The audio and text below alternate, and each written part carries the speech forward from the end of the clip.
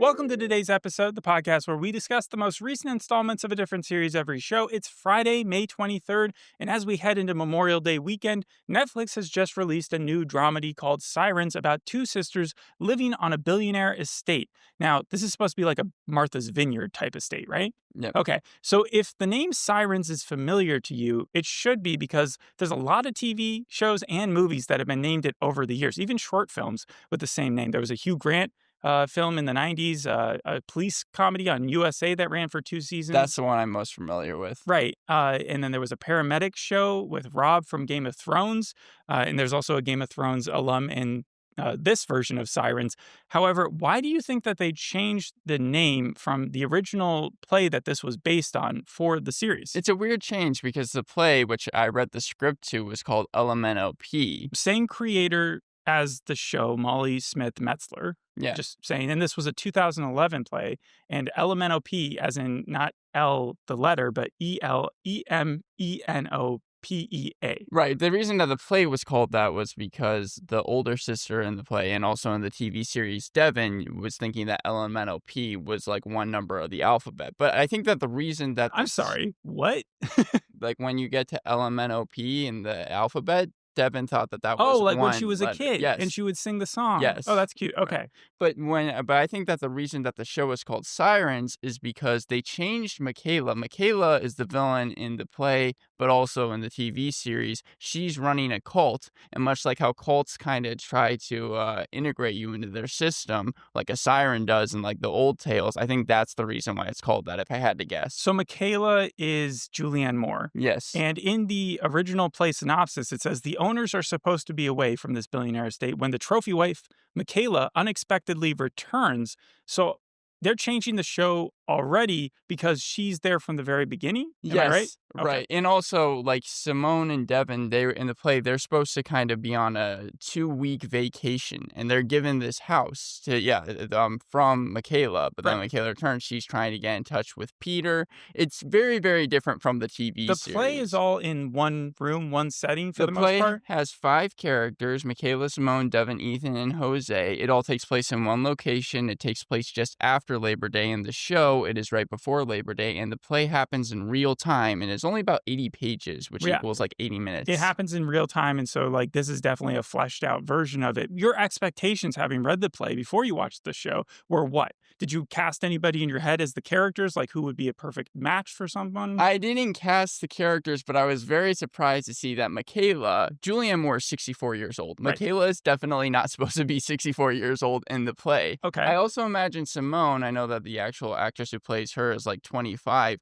I imagined her as being a little bit older, but they got Devon's character right. Devon is 35 in the play, and the actual actress that plays her is 35 in real life. Well, how old did you think her sister was supposed to be? I was thinking like maybe like 29, 30. And she's 25 in real life? Yeah. That's not that big a difference, I don't think. The play isn't very long. It's only 100 minutes without intermission, but the series is also just 5 episodes.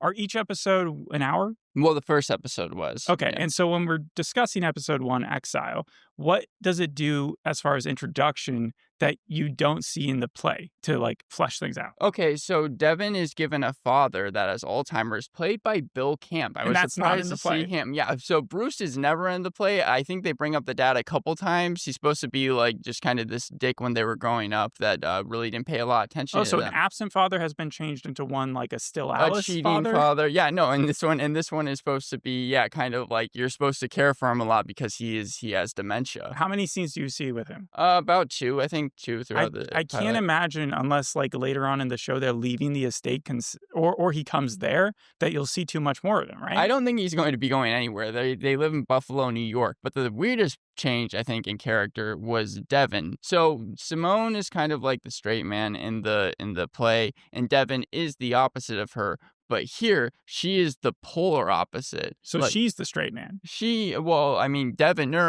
is crazy in the TV series, like even more crazier than she is in Elemeno Pea. Oh, okay, yeah. I thought you said Simone was the straight man. No, yeah, Simone is. Simone is the straight man in the TV series and the play. Simone's doing some crazy shit too, right? Yes, but Devon is even crazier. She's drinking from a sprinkler at the beginning of this episode. Right, so she's like down and out on her luck. It says works as a falafel server. Yeah, she She has sex with 2 people on a boat on the same day. She blackmails her boss to check in on her dad, Bruce, whom she is also sleeping with, that boss, so that she So won't tell her yeah, wife. it's messy, punkish behavior, and she shows up uninvited, right, to Right. Simone's place in Martha's Vineyard type. What is it called? Cliff House? Yeah.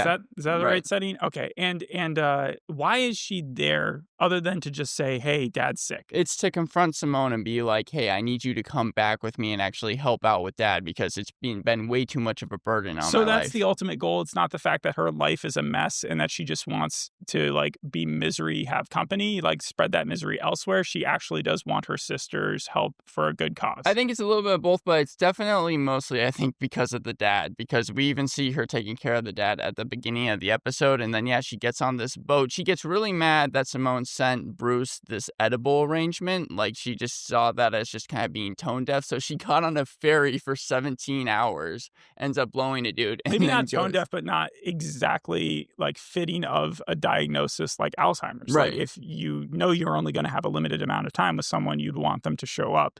And so she feels a little slighted by that. However, to show up uninvited to someone's property that's not yours and that is that expensive, does that cause any problems? Well, I mean, Simone definitely thinks that it does. And they're But about other to. than awkwardness, like, is it an actual issue of her, like, having the permit to go to the residence? Or, like, does she, how quick does Michaela come to her aid to say, you're allowed to stay here? I mean, so Simone and Michaela go to this house that's nearby because they're actually throwing this like Labor Day party. Okay. And then like very soon afterwards, when Michaela realizes that Devon is there, and much like in the play, tries to be nice at first, but that's all really a front because about midway through the episode, they are like, here's $10,000. You need to leave. You need to get out So of here. she thinks she's just there for money. Yes. And does any part of Devon want to just take that money and leave? No, that was actually something that I was kind of glad about. Devon even says in the play and also in the TV series, like, money is not the issue here. I don't want your money. I actually need help. I need my sister. Mm-hmm. And so were they close growing up? Do we get a sense of that? Or is that discussed in the play at all? Not too much, I think, in the show. Okay, No. so not in the show, but in the play. I All right, so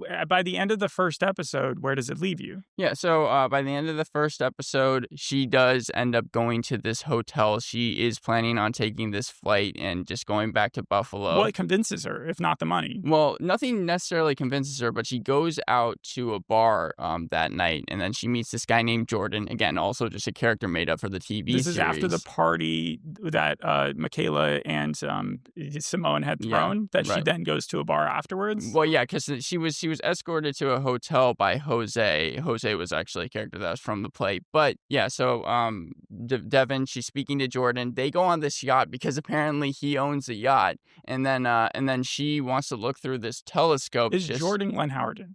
No. Okay, all right. Glenn Howerton is actually Ethan. Okay, so from the Jordan's TV just a series. random guy who takes her out on a boat. Right, because they met at a bar, Got and then she looks through a telescope and looks at Michaela's place, and this is the strangest part of the whole entire TV series. This was almost so bad that it was good because at the very beginning of the episode, Michaela lets this hawk go, and I don't necessarily know why or if they even really explain it, but it was The symbolism of the birds and Right. hawks were somehow connected to sirens in the reviews I was reading. Okay, Yes. so that makes more sense, yeah, because the hawk's name was Barnaby. So Barnaby flies off at the beginning of this episode, and at the end of the episode, a thud happens on Michaela's glass door. Suddenly, the glass starts breaking, and then Barnaby from nowhere comes back up and just crashes through the glass door, and she was able to realize that it was him, is like in full hysterics, picks him up, and right as Devon is looking through the telescope, locks eyes with her. Devon pulls back, is shocked, and that's where the episode ends. So what's the cliffhanger there? I'm trying to understand. I was thinking that maybe it was Devon is like, I guess, because she doesn't want to leave. She wants Simone to come back. Was that just a fate stepping in saying, hey, there's crazy shit happening and so you have to stay here? Or was it something like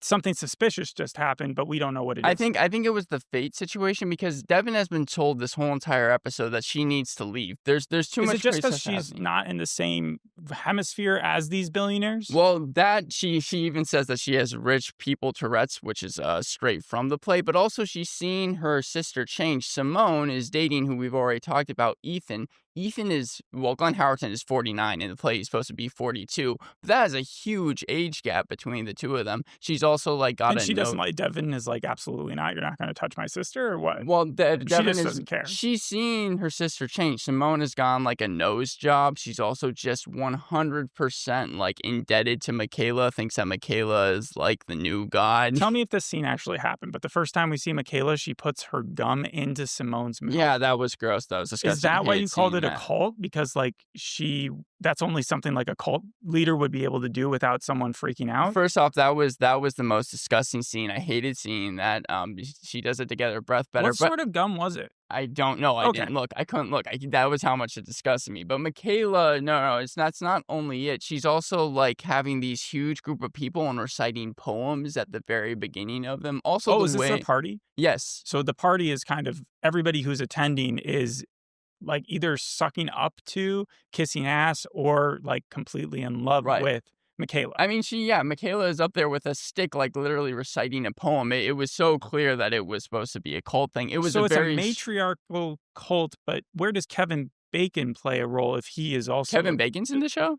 He plays her husband. Oh, Kevin Bacon plays Peter. Okay, yeah. So Peter is mentioned in the TV series. It's the person that Michaela is trying to get with most because she sent a text message to him. She's trying to get with her own husband. Well, she sent him like a risque text at the very beginning of the episode, and he never really responded. It's kind of similar in the play as well, but just like in the pilot, he's mentioned, we never actually see him. Yeah, but she's called a trophy wife in the play, so I would think that it's not really her money. Like she's not the one who earned it. Yeah. So for her to have this huge standing with all these people who worship her, it's kind of interesting because she's not like self-made. And that's where kind of the change happened that I wasn't too much a big fan of, because in the play it's very clear that Michaela, she needed to be with him for 5 years. I guess that's what the prenup said, in order to get his money. However, in the TV series, it doesn't make a lot of sense because Julianne Moore is 64 years old. There's no like prenup there. I mean, they could have gotten married late in life. It was just a character change because, I mean, that's supposed to be one of the ways that you see Michaela as like not a great person when reading the script. Do you learn that in the play through Simone and Devon talking? Like, Yeah, well, she's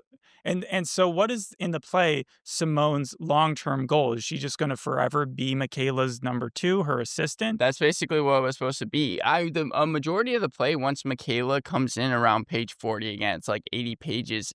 It's really just Michaela trying to get in touch with Peter, like because Peter like kicked her out when they were out partying one night, and she's afraid that Peter is going to divorce her, and then it's kind of the fallout of that, and Michaela really going after him. In the TV show, I'm not really sure what like the end goal of the characters is supposed to be. Well, let's look at the relationship between Michaela and Simone. And does Michaela, what does she get out of that relationship? Is it she living vicariously through Simone, or is it something like she just enjoys her like a pet? Simone is just a number 2 and knows Michaela like in and out. Like even the amount of roses, though, we even see at the beginning before we even know that Julianne Moore plays Michaela, Simone is going through the whole entire house and she's picking out roses, the red roses from a vase, because she realizes that red roses, at least in the play, means passion. That was a cool reference, but she didn't want them in the vase, so she understood that. So Michaela, she's like a prettier version of Gary from Veep. Selena Meyer's number 2, like the person who would always do stuff. When I say that Simone is completely indebted to Michaela, even more in the TV series than she is in the play, I really do mean it. Yeah, like she knows her even better. And the acting overall pretty well sold. I enjoyed the acting. Again, I really enjoyed Glenn Howerton. I actually thought that his portrayal of Ethan was better than, and again, I didn't see any version of the play, I just read it, but was better than the Ethan that we got in the play. I've heard with the research that I've done that he has experience playing a dick character. I'm not sure how true that is. Well, not only that, I mean, how many times, though, have we seen Julianne Moore play the depressed housewife? I was The going to ask kids you. are all right, safe, far from heaven, Suburbicon, May, December, Lizzie's story. Lizzie's story was the one that I wanted to bring up because that's not her most recent television appearance, but her second most television experience. And was there anything else that was similar? Because didn't she marry a writer in that? The writer passed away and she was still in a very rich area. Yeah.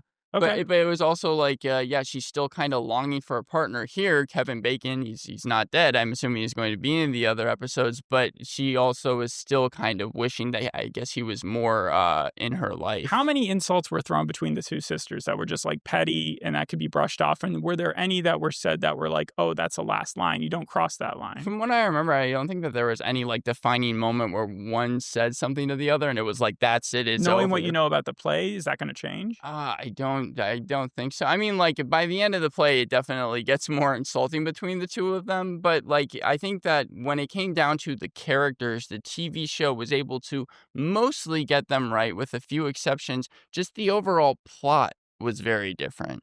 Okay, let's take a break from the specifics of the plot and let's look at behind the scenes. Margot Robbie's company is actually the one who produced this Oh, and a big interesting. reason why it got made. So it's called Lucky Chap Entertainment. And I thought this would be a fun little mini game because that's also the same company that made I, Tonya, Promising Young Woman, Barbie. So, like a specific type of film. Right. And I want you to see if you can guess what the future upcoming projects would be, true or false on all of these. All right. Okay. So the company will produce Britney, a retelling of Spears' career as told from the viewpoint of her childhood self. Machine Gun Kelly is already attached. I think I did hear something about that. That is Right. completely made up. I thought it was real. I do appreciate because I made that one up. But the company will produce a film based on the real life simulation game The Sims.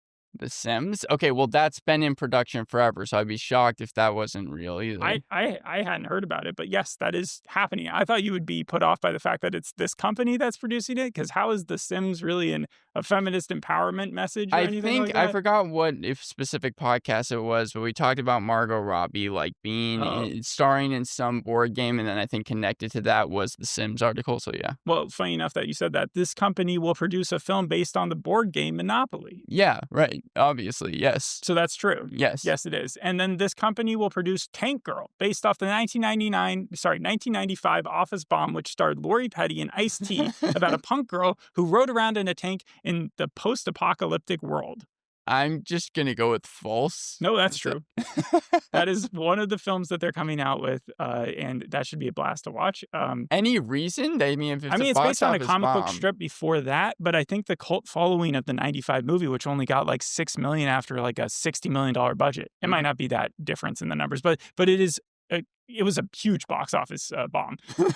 Anyways, so yeah, that was a fun little side note. Comparisons to Sirens. Oh, so many, but I mean, any TV show that has, like, a separate island. I had The Last Anniversary here because I think that was the most recent, but I also have White Lotus where every Right. character is a dick. Even Devon, who's supposed to be the protagonist, is very much a dick. Billionaire Island, rich people enjoying rich things, The Perfect Couple, again, different island, Nine Perfect Strangers, another Nicole Kidman thing. I guess Julianne Moore and Nicole Kidman, they kind of remind me of, like, the same person. But The Clearing, just the cult aspect of it, and also The Four Seasons, similar type of tone, I dark think tone. Nicole Kidman's like a little younger, wouldn't she be? I would assume so. But yeah, Meghann Fahy got her hit fame from White Lotus season 2. That's where her career really took off. So her being cast in this was a big get for them. It's been described as White Lotus meets Big Little Lies, another Nicole Kidman project. Right, yeah, and I'll just go through my pros and cons really fast. I Uh-huh. was, again, happy to see Bill Camp and Glenn Howerton. They were probably the two, like, of my favorite characters, Are definitely. they relegated to the side though? Yes, they are. They are Okay. side characters. Visually, it looked nice, like all the parties and the big mansions. And then I actually liked Ethan's scene when he first meets Devon and he rolls up listening to Sugar by Maroon 5 and confuses her as a ballet. I thought So that scene was funny. as far as being funny, you think that was like the show brings the same type of humor that the play had, but even more so? Yeah, because the play had a lot of actual, like, songs. It was always like they cue this song and then it Oh. plays. So that I felt like was kind of a reference there.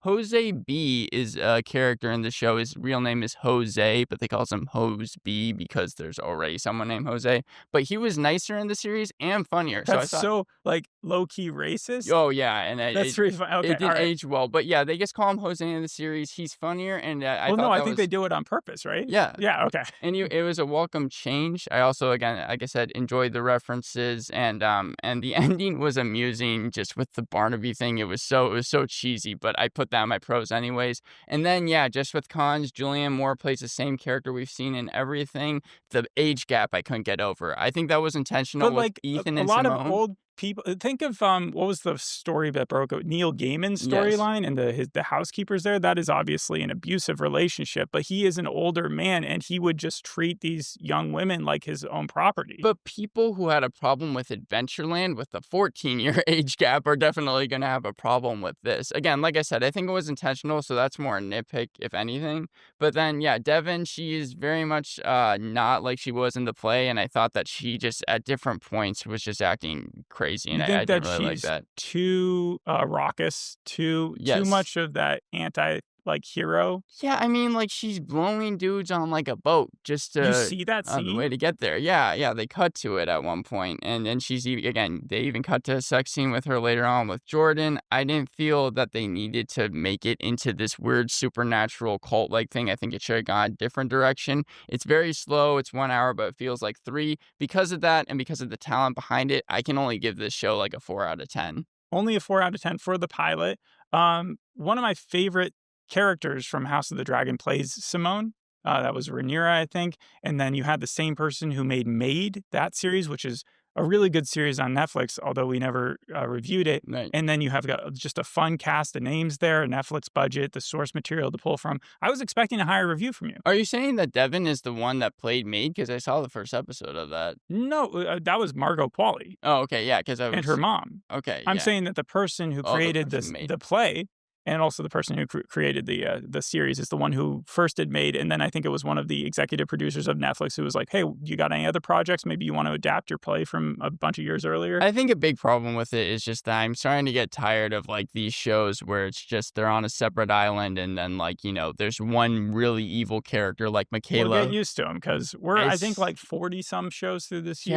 yeah, it's just continual. Well, Variety has Julianne Moore. They say that she's hypnotic, which is sirenish, 5 stars on The Guardian, so highly liked Wow. there. Endlessly entertaining study in class and family, which I didn't hear you talk too much about the classism debate too much in the first I episode. mean, it's just a ton of rich people, Right. like, the So, whole and that's time. where Hollywood Reporters, when called it more of a slog, they said that it was like affluence porn at this point. And you look at all the shows out there, from Perfect Couple to Buccaneers, Better Sister, Gossip Girl, Emily in Paris, and yes, they have female empowerment as a message, and it's like, but at the same time, it does feel like you're replacing what used to be a lot of sexism to now just rich people being kind of assholes to Yeah. each other. And living through that is an interesting way for people to, I guess, escape. And that's where it brings me to the Independent review, which said uneven but beguiling summer escapism. So overall, 78% on Rotten Tomatoes, 63 on Metacritic. You gave it a 4 out of 10, so not your cup of tea, but you did give it a fair shot. And so you're not going to watch the rest of the 4 episodes. Probably not, no. Thanks for listening. We'll see you in the next episode. Hope you enjoyed this one. Bye. Bye.